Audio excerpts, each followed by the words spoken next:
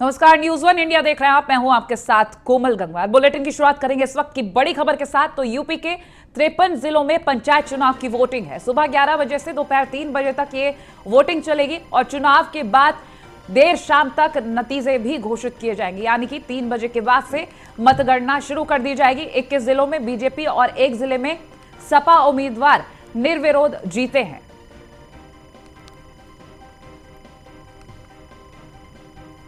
तो फिलहाल ये बड़ी खबर आप तक पहुंचा रहे हैं जिला पंचायत सदस्य। जिस तरीके से ये चुनाव देखे जा रहे हैं उत्तर प्रदेश में, जिला पंचायत अध्यक्ष चुनाव के लिए आज ये जो मतदान होना है 11 बजे से 3 बजे तक का वक्त तय किया गया है। इसके बाद 3 बजे से मतगणना शुरू हो जाएगी और यदि सब कुछ ठीक रहता है, यानी कि आज शाम को ही नतीजे भी घोषित कर दिए जाएंगे। तो ऐसे में आपको ये बता दें कि भाजपा और समाजवादी पार्टी के बीच कड़ी टक्कर देखी जा रही। 75 जिलों में से 22 जिला पंचायत अध्यक्षों को निर्विरोध निर्वाचित घोषित किया गया, जिनमें से 21 जिलों में बीजेपी ने कब्जा किया है और वहीं एक जगह सपा काबिज रही है। बता दें, भाजपा ने पीलीभीत और शाहजहांपुर में भी बड़ा खेल किया। सहारनपुर में भी बसपा उम्मीदवार ने नामांकन वापस ले लिया। जिधर आपको ये भी जानकारी दे दें कि सपा ने भाजपा पर उम्मीदवारों को प्रभावित करने के लिए मशीनरी का इस्तेमाल करने का भी आरोप लगाया अपनी तरफ से। तो फिलहाल आज ये जो मतदान है, इसको लेकर काफी ज्यादा तैयारियां हैं।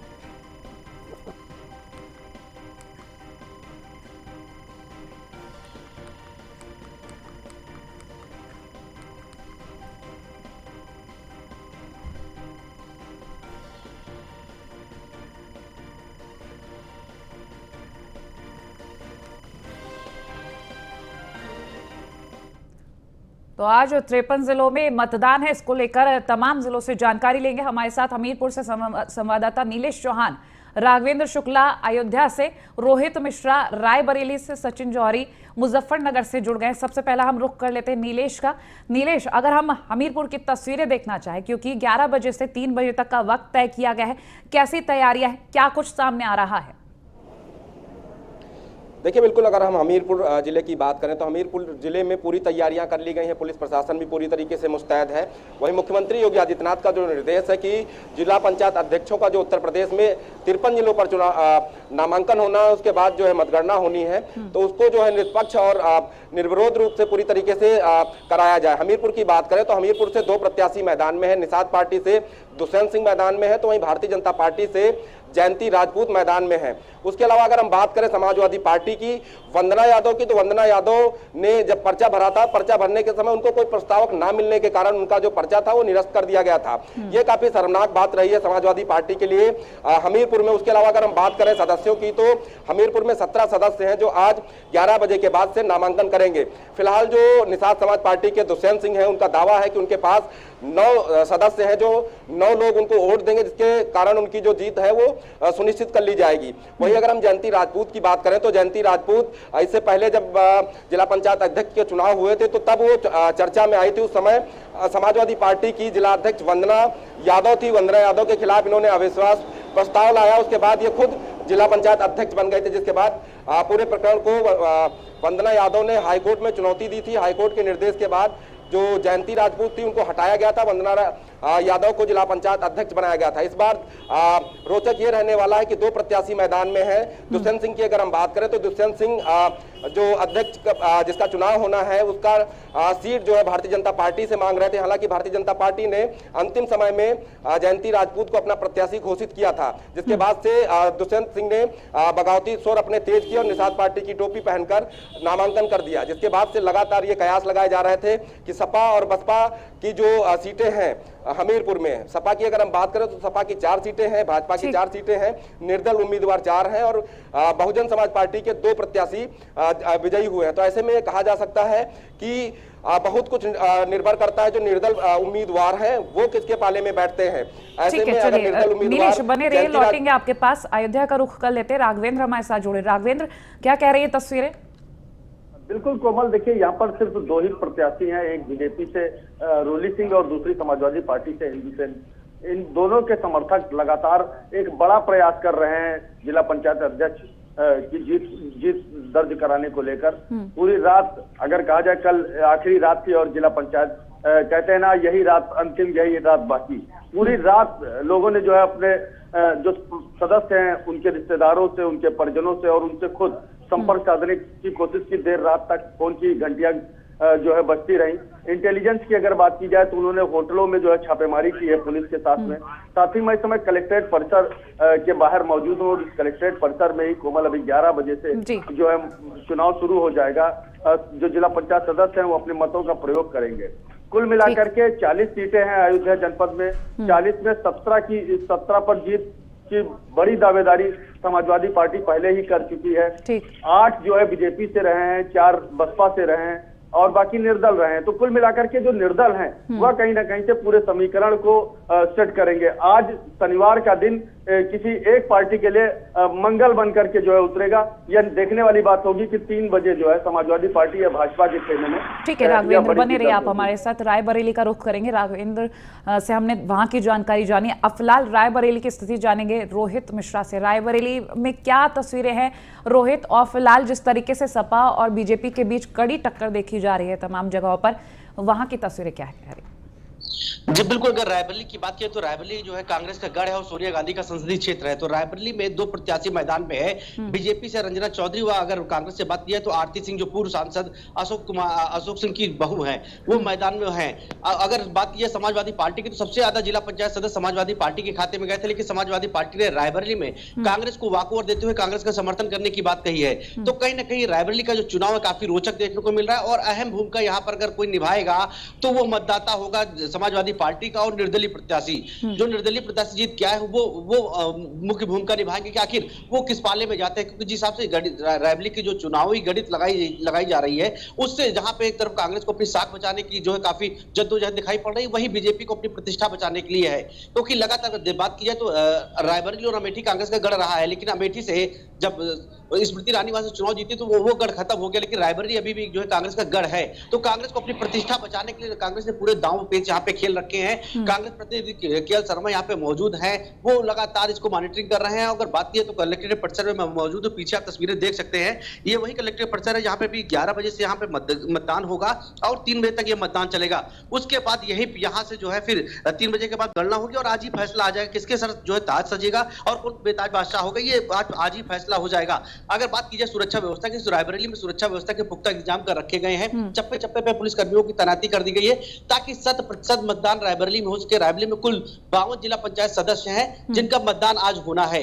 तो सबसे बड़ी चुनौती जिला प्रशासन के लिए होगी कि 100% मतदान कराने की, क्योंकि लगातार सत्ता पक्ष में दबाव ठीक जानेंगे। अन्य जानकारी भी आपसे रोहित, बने रहिए। मुजफ्फरनगर का रुख कर लेते हैं, सचिन जौहरी हमारे साथ बने हुए। सचिन, मुजफ्फरनगर में कैसी तस्वीरें, क्या इंतजाम किए गए हैं, सुरक्षा को लेकर भी बात करेंगे। सुरक्षा व्यवस्था के दो गेट हैं, दोनों पर RRF और PSC और पुलिस बल भारी संख्या में तैनात कर दिया गया है। मुजफ्फरनगर में भारतीय जनता पार्टी और भारतीय किसान यूनियन की आमने सामने की टक्कर है। आपको बता दूं कि मुजफ्फरनगर में भारतीय जनता पार्टी के जो प्रत्याशी वीरपाल निरवाल है और भारतीय किसान यूनियन जो पूरा संयुक्त विपक्ष है उसकी तरफ से सत्येंद्र बालियान जो है सामने खड़े हैं। और आपको बताऊं कि मुजफ्फरनगर में जो सत्येंद्र बालियान है विपक्ष के प्रत्याशी हैं, वो केंद्रीय मंत्री डॉक्टर संजीव बालियान के तहेरे भाई हैं, ताऊ के लड़के हैं। इसलिए देखा जा रहा है कि डॉक्टर संजीव बालियान और सत्येंद्र बालियान में आमने सामने की टक्कर इस टाइम मुजफ्फरनगर में है। और मुजफ्फरनगर में जो चुनाव होना है बड़ा ही दिलचस्प और कांटे की टक्कर का चुनाव है।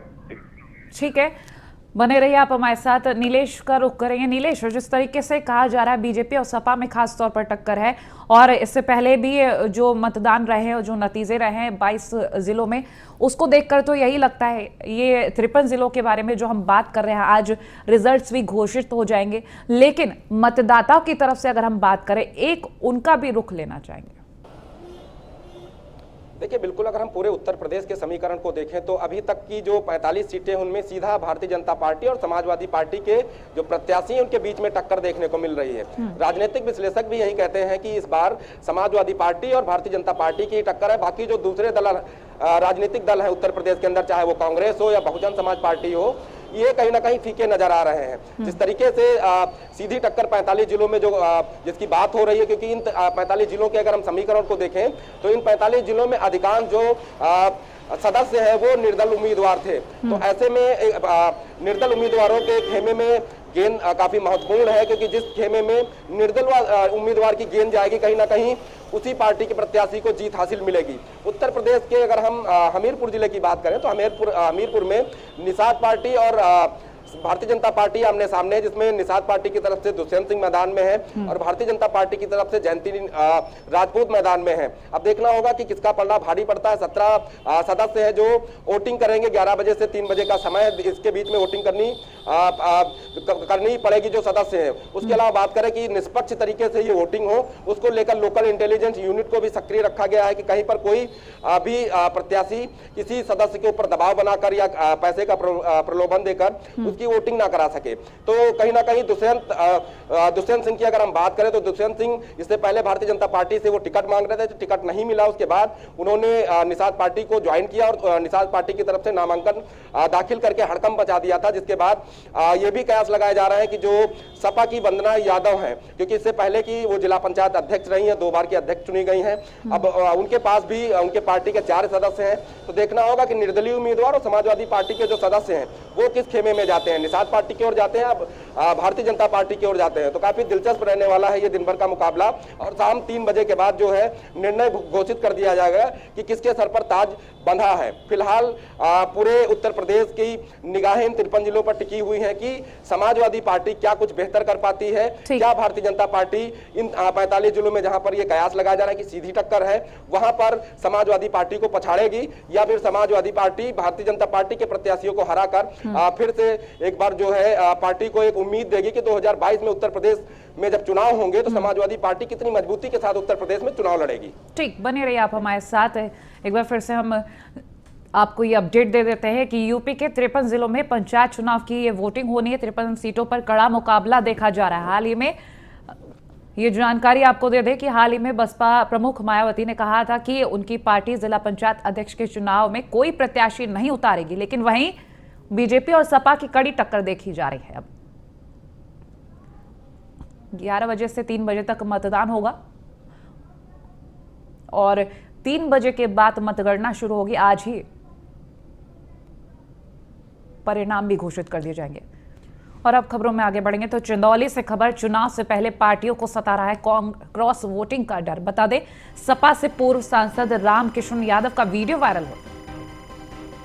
अपने ही पार्टी के सदस्यों के पैर पकड़ रहे पूर्व सांसद रामकिशन यादव को चुनाव से पहले क्रॉस वोटिंग का अब डर सता रहा है। मुगलसराय सपा कार्यालय का ये वीडियो बताया जा रहा है। फिलहाल ये आप एक्सक्लूसिव वीडियो देख रहे हैं, न्यूज़ 1 इंडिया की स्क्रीन पर ये वीडियो इस वक्त आप देख रहे हैं। वायरल वीडियो जिला पंचायत सदस्यों के पैर पकड़कर गुहार लगाते नजर आ रहे हैं। इस वायरल वीडियो में रामकिशन के भतीजे तेज नारायण को पार्टी के द्वारा प्रत्याशी बनाया गया। फिलहाल आप इस वीडियो को देखकर अंदाजा लगा सकते हैं, ये वीडियो लगातार वायरल हो रहा है। एक्सक्लूसिव तस्वीरें आप देख रहे हैं, पैर पकड़कर गुहार लगाते नजर आ रहे हैं रामकिशन यादव।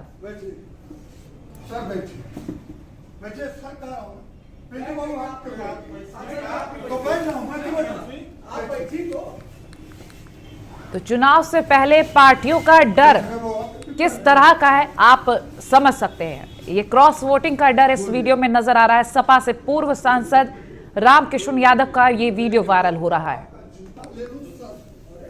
तो देख सकते हैं, अपने ही पार्टी के सदस्यों के पैर पकड़ रहे पूर्व सांसद रामकिशन यादव चुनाव से पहले ही डर रहे हैं। क्रॉस वोटिंग का डर इन्हें सता रहा है। मुगलसराय सपा कार्यालय का ये वीडियो बताया जा रहा है। ये समाजवादी पार्टी के लिए मैं पैर पर गिर सकता हूं, उसके मान सम्मान के लिए।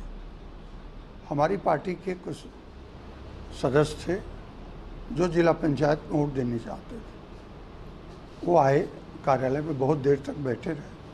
मैं आया, उनको भेज रहा था, उनको समझा के भेजा। क्या मांग कर रहे थे? ऐसी क्या मांग? कोई मांग नहीं थी, वो हैं, ये पार्टी का मामला था। अब जिला अध्यक्ष समाजवादी पार्टी के लोग इसको बताएंगे क्या मांग है क्या नहीं है। ये समाजवादी पार्टी कोई हुक्म नहीं है कि हम लोग तो आपका जूता ले लूं सर। अरे ये तो अब ले लीजिए सर, अब ठीक है, अब ठीक है, आपके सर पर किसके गिरूं? चंदौली से संवाददाता राम जायसवाल हमारे साथ जुड़ गए अधिक जानकारी के लिए। राम, आपसे जानेंगे, पूर्व सांसद का ये वीडियो सामने आ रहा है और जब उनसे पूछा गया तो वही कह रहे हैं कि समाजवादी पार्टी के हित के लिए वो कुछ भी करने को तैयार हैं। क्रॉस वोटिंग का डर यहाँ पर साफ नजर आ रहा है।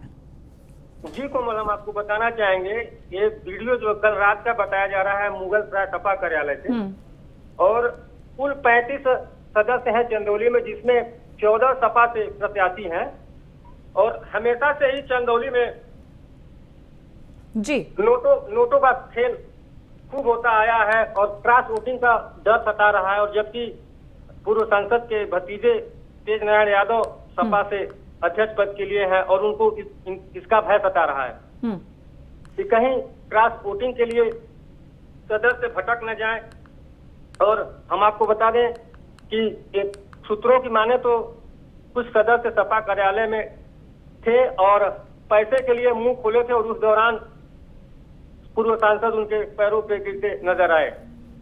जी, तो एक तरीके से जो तस्वीरें सामने आ रही हैं और जो बयान सामने आ रहे हैं, सपा का हित या अपना हित, दो सवाल खड़े हो जाते हैं। क्योंकि रामकिशन यादव वीडियो जो वायरल हो रहा है उसमें तो कुछ और ही, उनके जिस तरीके से वो अपने साथियों के पैर पकड़ते नजर आ रहे हैं और जो बातों में कह रहे हैं वो अलग चीज बयां कर रही है।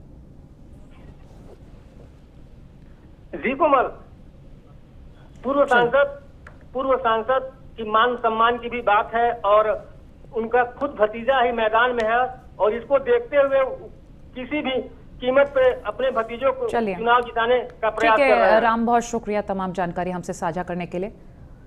तो पैर पकड़कर गुहार लगा रहे हैं रामकिशन। अब क्या सच है, क्योंकि सामने तस्वीरें जो आ रही हैं उसके जरिए कुछ और बयां कर रहे हैं और जो बातें उन्होंने बताई हैं मीडिया से बात करते हुए उसके अनुसार वो सपा का हित बता रहे हैं। फिलहाल पैर पकड़कर गुहार लगा रहे हैं रामकिशन।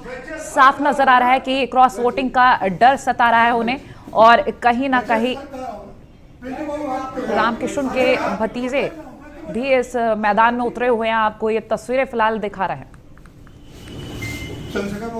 और लखनऊ से ये खबर, मिशन रोजगार में जुटे सीएम योगी आदित्यनाथ। सीएम ने भर्ती आयोग के अध्यक्षों के साथ बैठक की है। भर्ती बोर्डों के लिए जल्द भर्ती की जा रही है, पूरे करने के निर्देश भी दिए गए हैं। 74,000 पदों पर जल्द भर्ती पूरा करने का निर्देश दिया गया है। भर्ती प्रक्रिया में पूरी तरह पारदर्शिता बरतने के निर्देश दिए गए हैं। 30,000 पद अधीनस्थ सेवा चयन बोर्ड, 27,000 पद माध्यमिक शिक्षा सेवा चयन बोर्ड, 17,000 पद उच्चतर शिक्षा चयन आयोग के जरिए भरे जाएंगे।